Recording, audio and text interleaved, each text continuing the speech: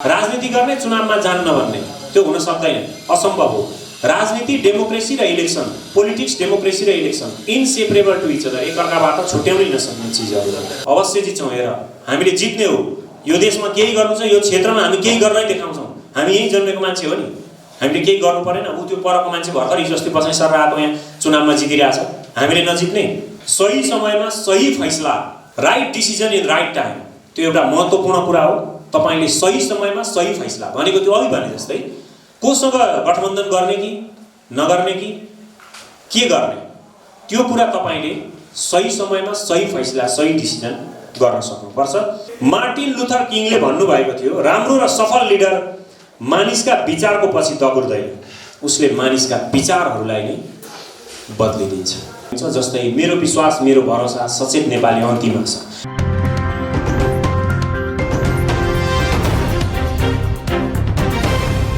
प्रत्येक व्यक्तिले गर्नुपर्ने कुरा एकचोटि सर्ट 1 मिनेट पनि नलगाइकन म त्यसलाई फेरि रिमाइन्ड गर्दैछु।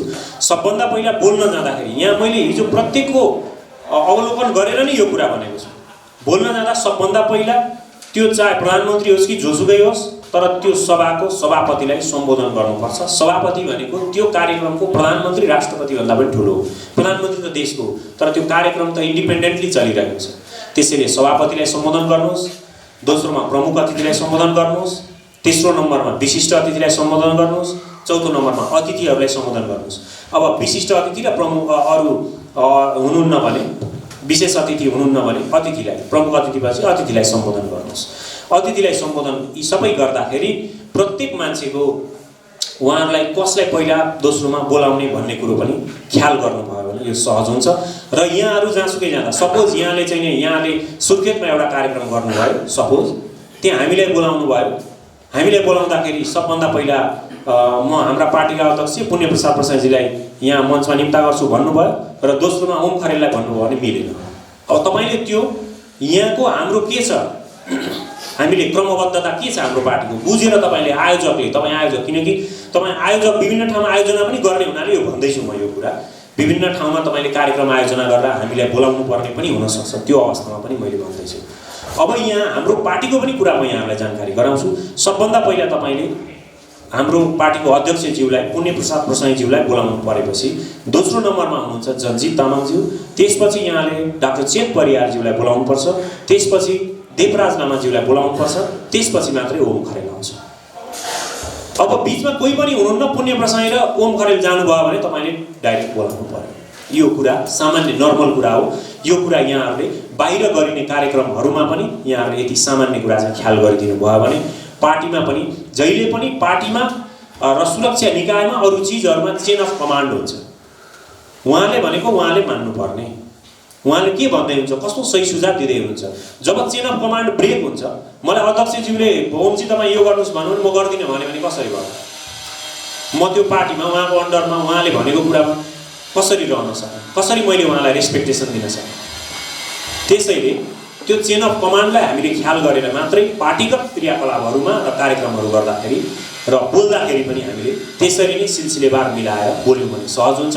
र यो पछाडि अरू केन्द्रीय सदस्यहरू को हुनुहुन्छ, उहाँको वरिष्ठताको आधारमा पार्टीसँग सल्लाह गरेर यहाँहरूले कार्यक्रमहरू मिलाउनु भयो भने त्यो सहज हुनेछ। बोल्ने कलामा यो महत्त्वपूर्ण हो। बिचमा तपाईँको भाषणको बढी सबभन्दा पहिला तपाईँले महत्त्वपूर्ण कुरा, आफ्नो भन्न खोजेको महत्त्वपूर्ण कुरा भाषणमा, बोलीमा सबभन्दा पहिला भन्नुपर्ने हुन्छ। तपाईँले महत्त्वपूर्ण कुरा म एकछिनमा भन्छु भन्दै भन्दै सुरुमा सामान्य कुरा भन्नुभयो भने तपाईँ चिप्लिसक्नुभयो। सपोज एउटा सामान्य उदाहरण दिन्छु। एउटा गाडी मलेखुबाट, यहाँबाट पोखरा गइरहेको गाडी मलेखुमा दुर्घटना भयो र त्यो त्रिशुली नदीमा खस्यो। यो छ घटना। अब यसलाई मैले भने दुई तरिकाले भन्छु, यहाँलाई कुन इन्ट्रेस्टिङ लाग्यो यहाँले भन्नुहोस्। मैले भने एउटा गाडी थियो, बा 1 ग 75 17 नम्बरको गाडी। त्यो गाडी यहाँबाट पोखरा जाने भनेर बिहानै बसपार्कमा बस्यो। निकै बेरसम्म बसपार्कमा यात्रुहरू लियो। त्यहाँबाट बिस्तारै बिस्तारै यो बसपार्कबाट बालाजु स्वयम्भू हुँदै बाहिर निस्क्यो। त्यसपछि कलङ्कीमा आएर केही दिन रोकियो। त्यहाँ उसले केही मान्छेहरू भर्यो। केही मान्छेहरू भरेपछि उसको अझै सिट पनि भरिएको थिएन। यद्यपि त्यहाँबाट उसले मान्छे भर्दै भर्दै लिएर गएर थानकोटमा अरू 2-4 जना भर्यो। नागढुङ्गाको चेकिङमा पनि पर्यो त्यो गाडी। त्यसपछि त्यो गाडी त्यहाँबाट अगाडि बढ्यो र नौबिसेमा गएर उसले रोक्यो र खाजा खुवायो। सबैजना मान्छेहरू त्यहाँ खाजा खानुभयो। खाजा खाइसके पछाडि गाडी अगाडि बढ्यो। अब खाजा खाएपछि सबैजना सुत्नु भएको थियो। हुनसक्छ त्यो ड्राइभरलाई पनि केही तन्द्रा जस्तो पो भयो कि, र त्यो गाडी अगाडि बढ्दा मलेको गएपछि गाडी खस्यो। यतिजना गाडीमा 37 जना थिए, त्यसमध्ये 17 जना मरे, 20 जना घाइते हुँदैछ। यो एउटा स्टोरी टेल। अब अर्को भन्दैछु यहाँलाई। आज काठमाडौँबाट पोखरा गइरहेको गाडी मलेखुमा खसेर दुर्घटनाग्रस्त भयो, त्रिशुली नदीमा खसेको छ। उक्त गाडीमा सवार 37 जना मध्ये 17 जनाको घटनास्थलमै मृत्यु भएको छ र 20 जना सख्त घाइते हुनुहुन्छ। उहाँलाई के सामान्य घाइतेहरूलाई स्थानीय अस्पतालमा उपचार गरिँदैछ। सख्त घाइतेलाई काठमाडौँतिर ल्याइएको छ। सो गाडी बिहान 7 बजे बस पार्कबाट छुटेको थियो। अब यसमा सबभन्दा कुन चाहिँ सुन्नमा राम्रो भयो? सेकेन्ड भयो। त्यसैले यो इम्पोर्टेन्ट चिज चाहिँ पहिला नै भन्ने। अब त्यो गाडीले कहाँ रोक्यो त्यसले मायने महत्त्व राख्दैन ती सबै कुराहरूले। तपाईले भाषण गर्दा कहीँ पनि गएर आफ्नो विचार प्रस्तुत गर्दा बोल्दाखेरि सबभन्दा महत्त्वपूर्ण कुरालाई नै पहिलो दिन अथवा अगाडि नै भन्नुहोस्। त्यसैले भाषणको यो कलालाई यहाँले बुझ्नुभयो भने मात्रै यहाँ सबल रूपमा वक्ता हो भन्ने कुरा देखिन्छ। सबल वक्तालाई सबैले ख्याल गर्छ। मैले भाषणलाई महत्त्व दिइरहेको छु। अब हाम्रो देशमा चुनाव पनि आइरहेको छ। केही समयपछि त चुनाव अवश्य नै हुन्छ, अब 1-1.5 वर्षभित्रमा। त्यसको कसरी तयारी गर्ने भन्ने विषयमा पनि मैले पहिलो चरणको कुरा सिद्ध्याएँ, जसमा मैले नेतृत्व विकास, वाक कला, बोल्ने कला, भाषण कला, नेतृत्व विकास र उद्घोषण कला सम्बन्धी केही विचारहरू यहाँलाई हिजो 15-20 मिनट र आज यति गरेर मैले सुनाउन पाएँ। अब यसपछि म यहाँ चुनावको तयारी यहाँहरूले गर्नुपर्ने कामहरू, कसरी हामी सानो पार्टी छौँ, कसरी गर्ने होला भन्ने यहाँलाई लागेको भए त्यो विषयमा म केही भन्दैछु। तपाईँ देशको सेवाको लागि तत्पर हुनुहुन्छ भने चुनावमा जानु तपाईँको पहिलो शर्त हो। राजनीति गर्ने चुनावमा जान्न भन्ने त्यो हुन सक्दैन, असम्भव हो। राजनीति डेमोक्रेसी र इलेक्सन, पोलिटिक्स डेमोक्रेसी र election inseparable to each other, एकअर्काबाट छुट्याउनै नसक्ने चिजहरू हो। यसका लागि आफ्नो क्षेत्रमा तपाईँले 6 महिना अगाडिदेखि नै अथवा 1 वर्ष अगाडिदेखि नै त्यहीँ रहेर घुलमिल गरेर तयारी गर्नुपर्ने हुन्छ। एकैचोटि कुनै फरिस्ता आएर एक ठाउँमा चुनाव लड्ने भनेको त्यो बिहारको र नेपालको 1-2 ठाउँमा हुन्छ, जसले चाहिँ त्यहाँ अरबौँ खर्च गरेर चुनाव जित्छन्। त्यस्तो प्रकारको राजनीति चाहिँ अबको जमानामा, अबको नेपालमा सम्भव छैन। सबैभन्दा पहिले हामीले निर्णय गर्नुपर्छ कि तपाईँ सङ्घीय संसदमा उठ्ने हो कि, प्रदेश संसदमा उठ्ने हो कि, गाउँपालिका नगरपालिकाको मेयर उपमेयरमा उठ्ने हो कि, अथवा तपाईँ वडा अध्यक्षमा वा सदस्यमा उठ्ने हो।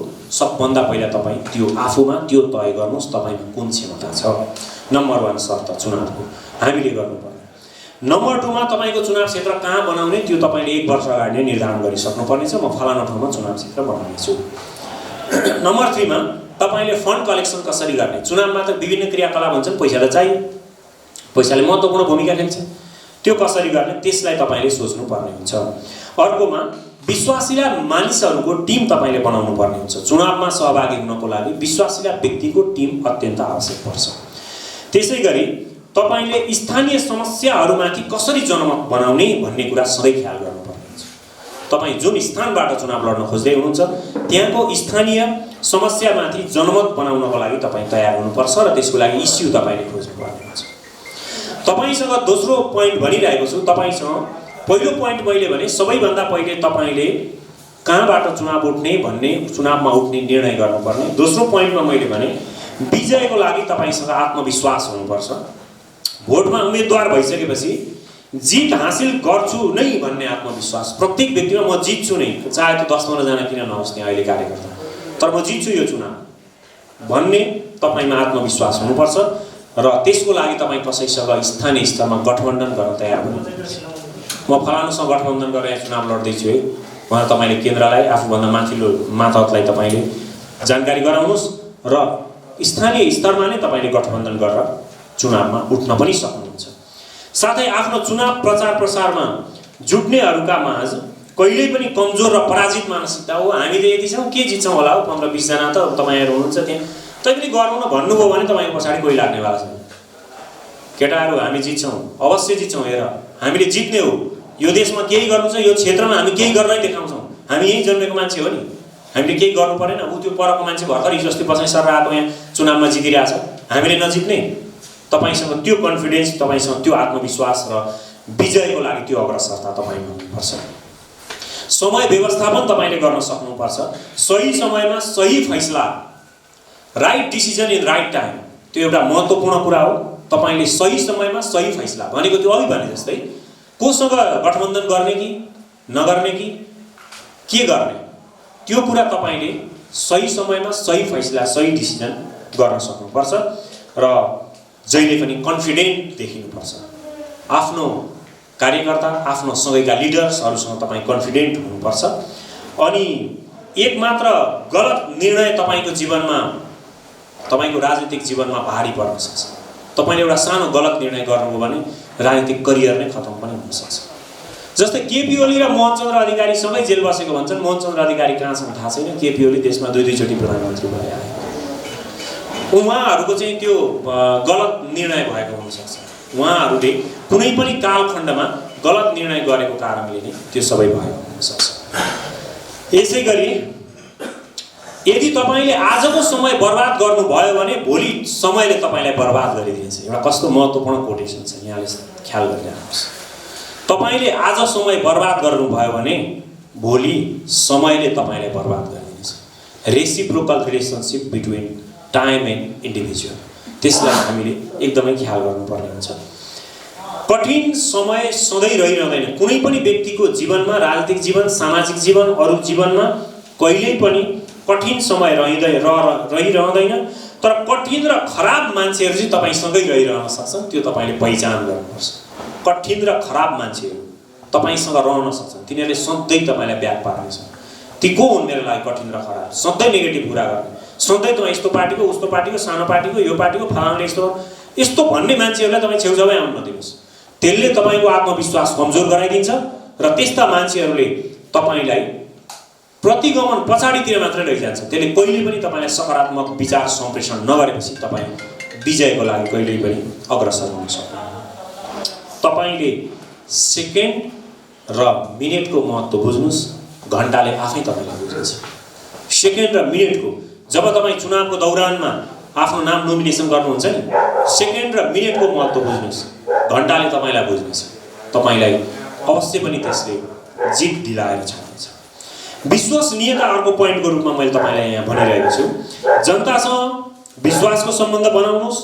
झुट्टा बाचा र पुरा नहुने कुराहरू यहाँले गरेर कहिल्यै पनि जनताको अगाडि कमजोर साबित नहुनुहोस्। तर जनताको विश्वास जित्नको लागि सामूहिक निर्णय लिनु अत्यन्त आवश्यक छ। उनीहरूका माग के हुन्, के माग गरिरहेछन् जनताहरू त्यो स्थानीय लेभलमा, त्यसलाई तपाईँले महत्त्व दिनुपर्ने हुन्छ। तपाईँ इमान्दार, कर्तव्यनिष्ठ, मिलनसार, सेवादायी, सेवा प्रदायक हुनुहुन्छ भन्ने विश्वास तपाईँ जनतालाई दिलाउनुहोस्। त्यो भयो भने तपाईँ जित्न सक्नुहुन्छ। जस्तै एउटा उदाहरण दिन्छु। अहिले मेरो दाजु हुनुहुन्छ झापाको एउटा चुनाव क्षेत्रमा। त्यो क्षेत्रमा पहिला कृष्ण सिटौलाले, मेरो दाजु, मेरो मम्मी त्यहाँ बस्नुहुन्छ, त्यो क्षेत्रमा कृष्ण सिटौलाले जित्नु भएको थियो, क्षेत्र नम्बर 3। यो पूर्व, एकदमै पूर्वपट्टि झापाको मेची नदीको त्यो मेची सिमानाको छेउछाउतिर भयो। त्यहाँनिर चाहिँ पहिला कृष्ण सिटौलाले जित्नुहुन्थ्यो, तर कहिल्यै जनताको घरमा काहीँ पनि नआउने। अब पछि राजेन्द्र लिङ्गदेन भन्ने तिनी राप्रपाका मान्छे हुन्, तर तिनी आए त्यो ठाउँमा। आउँदाखेरि तिनी प्रत्येक घर जाने कि एउटा सबैलाई, मेरो मम्मी, मेरो ठुलो बुवा, ठुलो मम्मीहरू 70-80 वर्षको मान्छेहरू घरमा आउनुहुन्छ, बुवा के गर्दै हुनुहुन्छ, कस्तो छ स्वास्थ्य भन्ने घरमा गएर सोधिदिने। गर्दा मेरो ठुलो बुवा बित्नु भयो, घरमै बितेको दिन पनि मलामी जान पनि पुगेका छन् कन्काईबाई नदीमा। पछि गएर त्यो कति दिनको काममा संवेदना दिने पनि वहीँ पुगेका छन्, मान्छे भेला गरेका छन्, धेरैजना मान्छे लिएर संवेदना भनेका छन्, हाम्रो उहाँ यस्तो मान्छे भनेका छन्। उनको पार्टीको त होइन नि हुन, तर पनि भनिदिएका छन्। अब पछिल्लो पटक चुनाव भयो, सबैजनाले उनीहरूलाई भोट हाले जिते। अब कृष्ण सिटौला कहाँ गएर राजेन्द्र लिङ्गदेनले एकदम राम्रो मतले जिते। अहिले पनि फेरि पनिको चुनावमा तिनी जित्न सक्छन्। यसको मतलब के हो भने तपाईँ मिलनसार, कर्तव्यनिष्ठ, जनताको सेवा, दुःख सुखमा तपाईँ बरु जन्ती नजानुहोस्, तर मलामी जानुहोस्। दुःख सुखमा तपाईँले उहाँहरूको साथ दिनुभयो भने तपाईँ अवश्य पनि त्यहाँ जित्न सक्नुहुनेछ। तपाईँको विजय सुनिश्चित छ। र तपाईँसँग अर्को हुनुपर्छ राम्रो टिम। मार्टिन लुथर किङले भन्नुभएको थियो, राम्रो र सफल लिडर मानिसका विचारको पछि दगुर्दैन, उसले मानिसका विचारहरूलाई नै बदलिदिन्छ। अरू मान्छेका विचार, एमालेले के भनौँ, काङ्ग्रेसले के भनौँ होइन, उसले तिनीहरूका कार्यकर्ताहरूको विचार बदल्न सक्ने व्यक्ति चाहिँ राम्रो र सफल लिडरको रूपमा कहलाउँछ भनेर डाक्टर मार्टिन लुथर किङले भन्नुभएको थियो। साँच्चीकै यो अहिले पनि उत्तिकै उपयोगी छ। सबैभन्दा पहिले विश्वास राख्नुहोस् कि तपाईँमा लिडर बन्ने गुणहरू छन्। हामी प्रत्येक व्यक्तिमा गुण छन्, मैले हिजै भनिसकेँ। हामी फलाउँछौँ, तर हामी कुनै पनि बेला हामीलाई सदायो र धारिलो बनायो भने हामी खुकुरी बन्न सक्छौँ। प्रत्येक व्यक्तिसँग त्यो लिडर बन्ने गुण हुन्छ। त्यसैले मान्छेले हामीले त्यो आफ्नो चुनाव क्षेत्रहरूमा प्रत्येक दिन 10-20 जना मान्छेहरूसँग सानोतिनो चिया पसलमा, होटलमा तपाईँले भेटघाट गर्नुभयो भने त्यसले तपाईँलाई एकदम फ्रुटफुल परिणाम दिनेछ। र उनीहरूका विचार बढी बोल्ने होइन। हाम्रो यहाँ समस्या के छ, होटलमा चोकमा गएर हामी बोलेर आफ्नो कुराहरू यो त्यो भनेर हामी गफ दिन्छौँ। त्यसले गर्दाखेरि यो गफाडी हो भनेर सबैले गफाडी भनिदिन्छ। त्यहाँ जाने सुन्ने मात्रै हो। तपाईँले एकदम महान कुरा गर्नुभयो, अब उसले तपाईँको सोचभन्दा अलगै कुरा गर्यो भने तपाईँको कुरा राम्रो छ, तपाईँले महान कुरा गर्नुभयो, तर तपाईँले भनेअनुसार चाहिँ यो कारणले देश विकास भएन कि, यसमा सोच्नुहोस् त एकचोटि भनेर उसको विचारलाई स्लोली तपाईँले डाइभर्ट गर्न सक्नुहुन्छ। नत्र भने कुनै मान्छेले कहिल्यै विचार परिवर्तन गर्दैन। त्यसैले यो भनेको स्लोली बिस्तारै बिस्तारै गर्न सक्ने काम हो। अर्को कुरा भनेको हामीसँग विश्वासीलाई अब केही जनाको मैले टिम बनाउनुहोस् भने, तर 10 जनाको कोर ग्रुप बनाउनुहोस्। 10 जना तपाईँको वरिपरि यस्ता व्यक्ति हुनुपर्छ कि जो चाहिँ तपाईँको कोर ग्रुपमा कतिपय गोप्य कुराहरू पनि त्यो बाहिर फ्ल्यास आउट नहोस्। त्यस्तो कोर ग्रुपहरूको तपाईँले बनाउनु पर्ने हुन्छ। र ग्राउन्ड लेभलमा यी कोर ग्रुपका सदस्यहरूको नेतृत्वमा विभिन्न समितिहरू बनाउनु पर्ने हुन्छ। ग्राउन्ड लेभलमा सपोज कुनै एउटा फलानु टोल विकास समिति उहाँको उसमा है, त्यहाँनिर टोल विकास सरसफाइ गर्ने, के गर्ने, कार्यक्रमहरू गर्ने, अथवा त्यहाँ कृषकहरूलाई बिउ बिजन दिने फलानुको नेतृत्वमा आफ्नो चुनाव क्षेत्रमा 10 जनाको कोर ग्रुप, ती प्रत्येक 10 जनाको फेरि उपसमिति बनाएर उहाँहरूको नेतृत्वमा लिडरसिपमा आफ्नो चुनाव क्षेत्रमा पठाउनु पर्छ। र यसको लागि तपाईँले विभिन्न प्रकारका कमिटीहरू बनाउनुपर्छ। जस्तै कमिटीहरूको नाम मिडिया, कुनै मिडिया कमिटी बनाउनुहोस्, वाणिज्य कमिटी, मजदुर कमिटी, विद्यार्थी कमिटी, कानुन कमिटी, सामाजिक सञ्जाल कमिटी, कृषि कमिटी, यस्ता कमिटीहरू यहाँले बनाउन सक्नुहुन्छ। ती कमिटीहरूबाट आफ्नो पक्षमा यहाँले प्रचार प्रसार सुरु गर्न सक्नुहुन्छ। अब यसपछि यहाँले राम्रो रणनीति तय गर्नुपर्ने हुन्छ। उपरोक्त माथि उल्लेख गरिएका ती विभिन्न टिमहरू र कमिटीहरूसँग नियमित बैठक बसेर रणनीति तयार गर्नुपर्छ।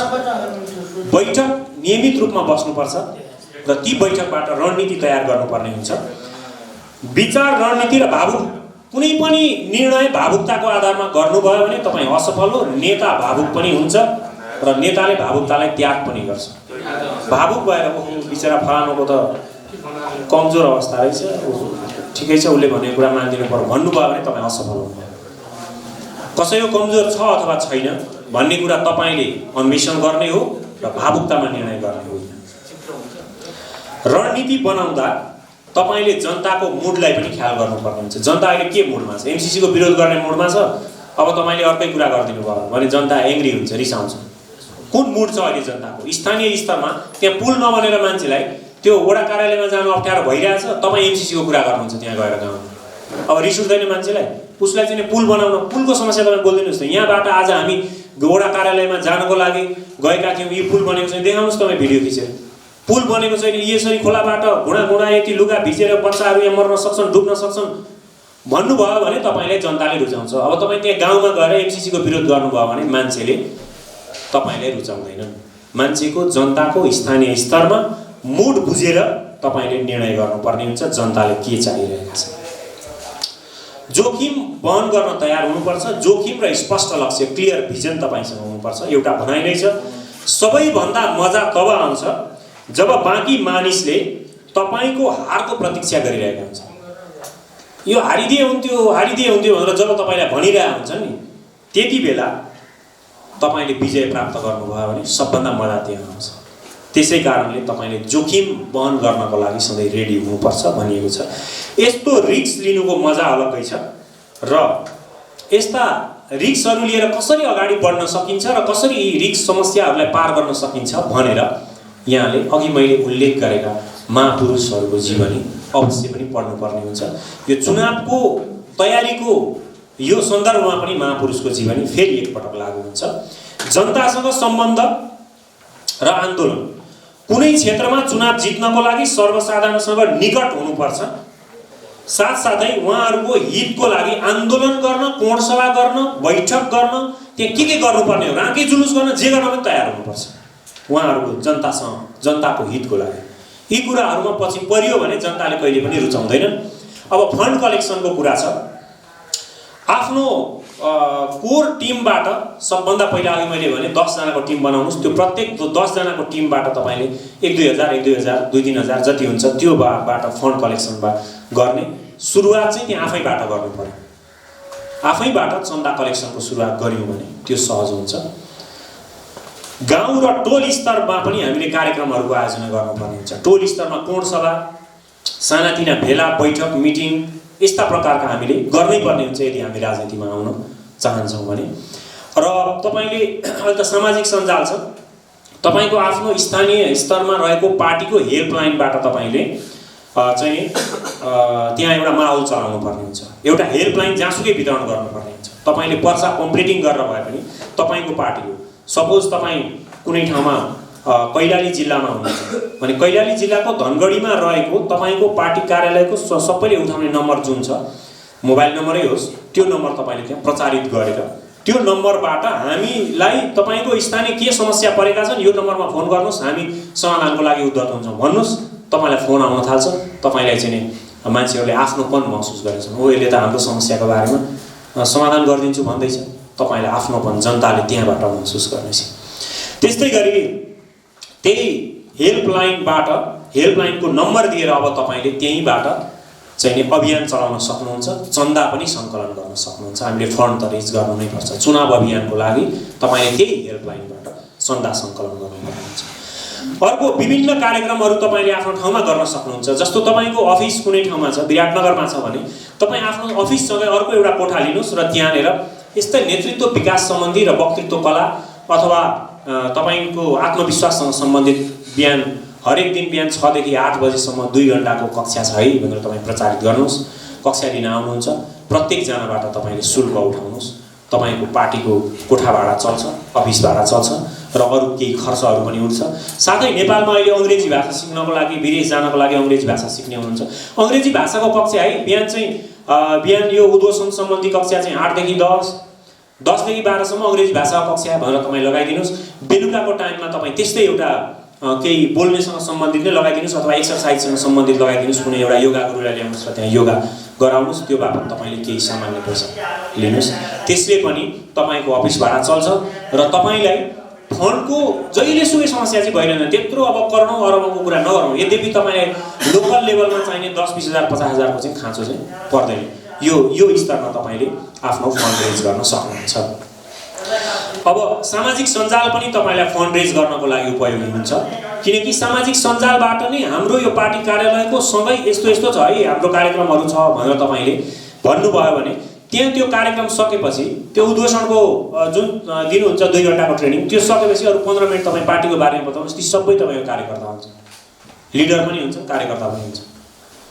त्यो जति पनि तपाईले योगाको कक्षा चलाउनुस्, त्यहाँ तिनीहरू पनि हुन्छन्, अरु पनि। यसरी मान्छेहरूलाई अहिले हामी जिरोबाट सुरुवात गरिरहेको अवस्थामा यसरी मान्छेहरूलाई हामीले आफूतिर आकृष्ट गर्न सकिन्छ। प्रचार प्रसारको माध्यमहरू पनि छ। यो हामीले प्रचार प्रसार गर्नुपर्छ। चुनावको अवस्थामा अखबार प्रयोग गर्न सक्छौं, स्थानीय अखबारहरू, वाल पेन्टिङ गर्न सक्छौं, हामीले स्पिकरहरू युज गर्न सक्छौं र ठाउँ ठाउँमा कोण सभा गर्न सक्छौं, पोस्टरिङ र पम्पलेटिङ गर्न सक्छौं। यद्यपि पोस्टरिङ र पम्पलेटिङलाई अहिले चाहिँ चुनावको बेलामा फोहोर हुने भयो हाम्रो टोल सहर, त्यसैले यो नगरौँ भन्ने पनि एउटा अभियान छ। त्यहाँको स्थानीय स्तरको त्यहाँको अवस्था बुझेर तपाईले पोस्टरिङ र पम्पलेटिङलाई चलाउने, तर जब आफ्नो अभियान सकिन्छ त्यो सबै आफैले उठाएर सफा गरिदिने। त्यो भयो भने त्यो पनि फ्रुटफुल नै हुन्छ।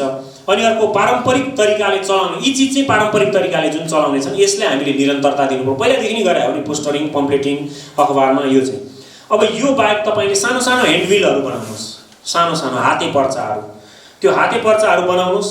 साथसाथै सानो सानो क्यालेन्डरहरू राखेर त्यहाँ पार्टीको बारेमा केही जानकारी दिएर, आफ्नो बारेमा जानकारी दिएर सानो क्यालेन्डर, पकेट क्यालेन्डर, यति सानो गोजीमा अट्न सक्ने क्यालेन्डर तपाईँ बनाइदिनुहोस् र त्यो वितरण गर्नुहोस् आफ्नो एरियामा। त्यसले पनि तपाईँले अर्को प्रचार प्रसारको लागि एउटा महत्त्वपूर्ण भूमिका खेल्छ। अनि यी चिज चाहिँ तपाईँले आफ्नो चुनाव क्षेत्रका घर घरमा लगेर बाँड्न सक्नुभयो भने, आफ्नो कोर टिम र आफै पनि खटेर गर्नुभयो भने तपाईँ जनतामा पपुलर बन्न सक्नुहुन्छ, तपाईँले भोट जित्ने सुनिश्चितता हुन सक्छ। क्षेत्रका समस्याहरूलाई तपाईँले प्रभावकारी ढङ्गले विभिन्न कार्यक्रम गरेर देखाउन सकिन्छ। हुन त यो सम्भव छ कि छैन, हामीले सडक नाटक पनि गर्न सक्छौँ।